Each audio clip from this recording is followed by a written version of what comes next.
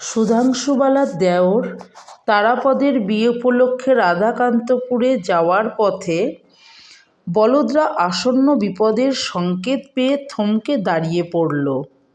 ভীত ইছু মিয়ার মুখে কোনো কথা নেই। গরুর গাড়ির সামনে অনতি দূরে একটি বাঘ লকলকে জিহ্বা বার করে আক্রমণের উদ্যোগ করছে। সুধাংশুবালাকে ভয়ে জড়িয়ে ধরেছিল রামপদ। রামপদকে ছেড়ে গাড়োয়ানকে পাশ কাটিয়ে সে এগিয়ে গেল। বাঘটার চোখের ওপর চোখ রাখল স্থির দৃষ্টিতে, অপলোক নয়নে। বাঘটার সম্মোহিনী তীক্ষ্ণ দৃষ্টির সামনে কাবু হয়ে ভীষণ গর্জন করে তীর বেগে পাশের জঙ্গলের দিকে ছুটে পালালো। সে হালি শহরের বাড়িতে এক অসুস্থ যোগীকে সেবা করে সম্মোহিনী বিদ্যা শিখেছিল। চরম বিপদের সময় পরীক্ষা করে দেখল। জয়।